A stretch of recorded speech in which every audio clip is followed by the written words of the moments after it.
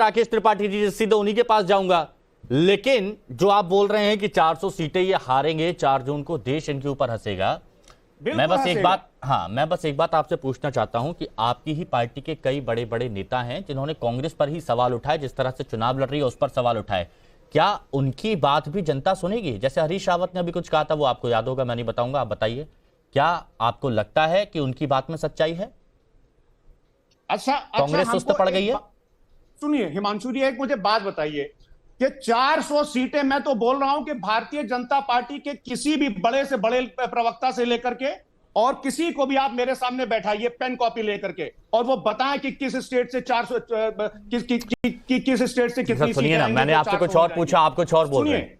किदवई साहब, मैंने आपसे कुछ और पूछा, आप कुछ और बोल रहे हैं। मैं एक बात बोल रहा हूं, जैसे अलग अलग जगह से जो बयान आ रहे हैं गठबंधन को लेकर, कांग्रेस को लेकर, ये जो बातें की जा रही हैं, बड़े बड़े नेता ही जो सवाल उठा रहे हैं, क्या ये आपको डैमेज नहीं करेगा? अपने ही गिराते हैं नशेमन पर बिजलियां, जो बात कही जाती है। अपने ही गिराते हैं नशेमन पे बिजलियां, भारतीय जनता पार्टी के ऊपर बिजलियां गिर रही हैं। अच्छा ठीक है, चलिए आपने बहुत देर तक आपकी बात सुनी मैंने। अब सीधे राकेश त्रिपाठी जी, क्योंकि बहुत सारे सवाल, बहुत सारी रिपोर्ट्स का आपने हवाला दिया, तो सीधे राकेश त्रिपाठी जी बताइए क्या जवाब देंगे।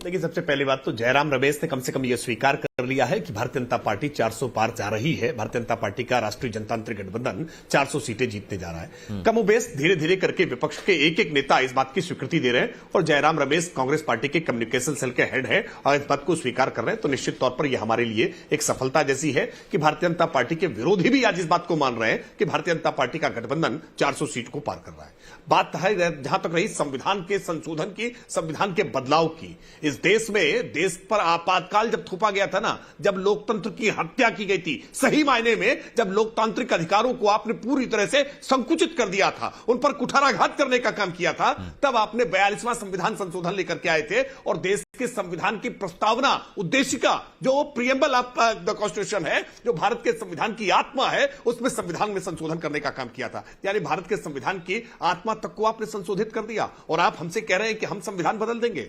भारतीय जनता पार्टी की सरकार ने आज गरीबों के जीवन में परिवर्तन करने का काम किया है, संशोधन उनके जीवन में करने का काम किया है। 4 करोड़ लोगों को पक्के आवास देने का काम हमने किया है। 12 करोड़ लोगों के घर में नल से जल पहुंचा देने का काम हमने किया है। 10 करोड़ घरों से हमने आज उज्ज्वला गैस का कनेक्शन पहुंचा करके धुआं हटाने का काम किया है। हमने आज 5 लाख रुपए तक का आयुष्मान कार्ड देकर के उनके घर से गहने गिरवी रख करके इलाज कराने की जो शर्मिंदगी होती थी, जो नौबत आ जाती थी, उससे दूर करने का काम किया है। लेकिन ये बातें इनको नागवार गुजर रही है। इनको बुरा लग रहा है कि कैसे गरीब के जीवन में परिवर्तन आ गया है, कैसे आज भ्रष्टाचार के जो इन्होंने कारखाने बना रखे थे उस पर कैसे प्रहार हुआ है, कैसे ईडी, सीबीआई और इनकम टैक्स आज करोड़ों करोड़ रुपए एक एक जगह से रिकवर कर रही है। इनको परेशानी इस बात से है, और इसीलिए सारे दल एक साथ इकट्ठा हुए हैं। कई सारी रिपोर्ट का हवाला दे रहे थे। तमाम विदेशी एजेंसियां चाहती है कि भारत मजबूत ना हो, चाहते हैं कि नरेंद्र मोदी के नेतृत्व में भारत लगातार मजबूत हो रहा है। तो कैसे भारत मजबूत ना हो, इसको कमजोर करने के लिए तरह तरह की रिपोर्ट लाई जाए। रिपोर्ट विदेशी एजेंसीज की रिपोर्ट त्रिपाठी जी एक बात बताइए,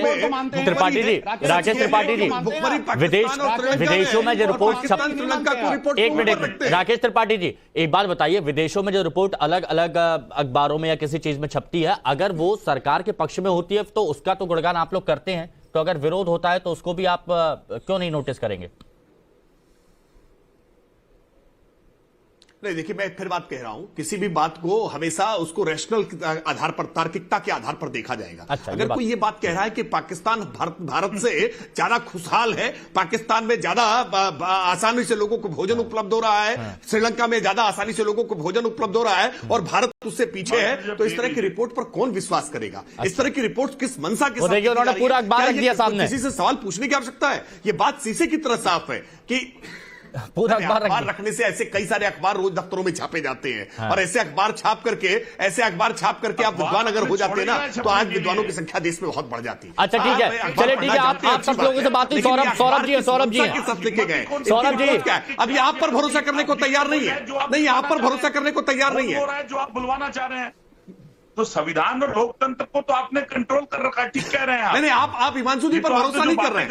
आप हिमांशु दीक्षित पर भरोसा नहीं कर रहे हैं। आप कह रहे हैं हिमांशु दीक्षित हंस रहे हैं। और एक काल उसका सबसे फेवरेट है। वो अब देखिए भूतकाल। एक्चुअली क्या क्योंकि होता है कि उसको अगर गुस्से में वर्तमान डिबेट जीना करो नहीं या आता, फिर भविष्य गुस्से में की डिबेट चिंता करो नहीं है। या फिर मुंह बना के तो भविष्य अच्छा कब नहीं लगता है, जागता हंसते उसका मुस्कुराते बातचीत हो जाए तो वो भारतीय ज्यादा जनता अच्छा पार्टी लगता है ना। जो अध्यक्ष है, अरे सौरभ दुबे जी, जब सौरभ दुबे जी कांग्रेस रह गए, उसको वो नीति देखिए दिखाती बेचारे है। शांत अभी नाराज हो जाएंगे। अच्छा सौरभ दुबे जी, आप राजनीतिक विश्लेषक हैं, मेरे को जरा एक बात बताइएगा, जब मंच से ये कहा जाए कि अगर वो आ जाएंगे तो ऐसा हो जाएगा, संविधान खत्म हो जाएगा, लोकतंत्र खतरे में आ जाएगा, मोदी राजा बन जाएंगे, आरक्षण खत्म हो जाएगा, अगर ऐसी बातें हो मंच से तो उसको हम क्या समझेंगे, बजाय इसके कि हम आपके लिए ये करने वाले हैं चुनावों में?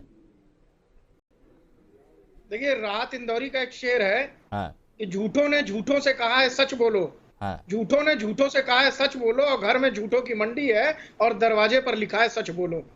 तो जिस प्रकार से रैलियों में कांग्रेस के लोग और बड़े बड़े प्रवक्ता जयराम रमेश जी वो इस तरह की बयानबाजी कर रहे हैं, देखिए एक बात बताइए, क्या कांग्रेस ने संविधान में संशोधन नहीं किया था? ये सब जानते हैं संविधान में संशोधन किया था। क्या मैं पूछ रहा हूं, मोदी जी ने इन 10 वर्षों के अंदर संविधान के साथ कोई छेड़छाड़ की? जब इन 10 वर्षों में नहीं की तो आगे आने वाले दर्शों में 400 पार जब लेकर के सीटें जाएंगे तो वो किस प्रकार से आप बात कह रहे हैं कर देंगे। दूसरी बात, अच्छा 41 से ज्यादा संविधान में बदलाव की बात कांग्रेस ने मैनिफेस्टो में की है।